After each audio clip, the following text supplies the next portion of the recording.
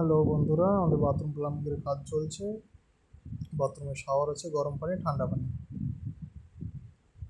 এবং direct motor plus geyser আছে। Bangla pan হবে আর কোমোড প্যান হবে। এইদিকে পুরো দেওয়ালটা প্লাস্টিংয়ের জায়গা আর হেলথ হোস্টের জায়গা। আমাদের মিস্ত্রি কাজ কেবল শুরু করেছে। পাইপে কাটা কাজ করে মেজারমেন্ট করবে, কাটবে, লাগাবে। আর আমাদের কাজটা করেছি প্লাস্টারের পর কাজটা করার কারণ হচ্ছে যে ট্যাপের পয়েন্টগুলো টাইলস লেভেলে পারফেক্ট আসবে, তার জন্য প্লাস্টারের পর কাজ করা। আর অন্যান্য অনেকেই কাজ করে, যেমন প্লাস্টার আগে কাজ করে।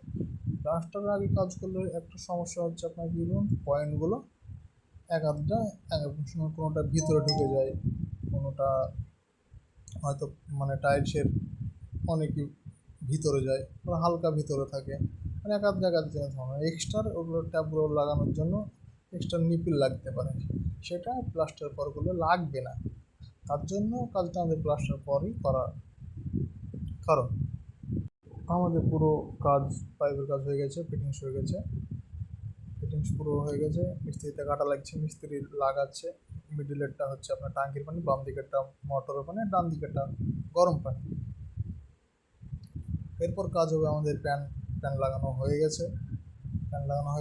যত গা ধোয়ার পানি, যে পাইপটা খাড়া হয়েছে এটা দিয়ে গা ধোয়ার পানি যাবে।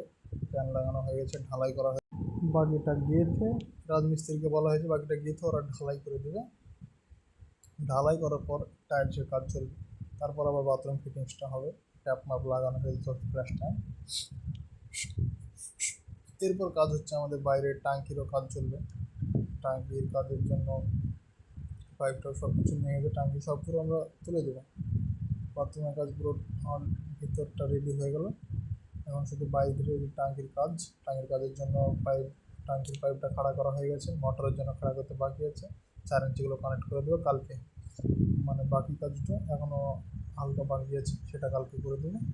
আজকে এই পর্যন্ত ট্যাঙ্কির কাজ পুরো এই পর্যন্ত হয়েছে, বাকি মোটরের কাজ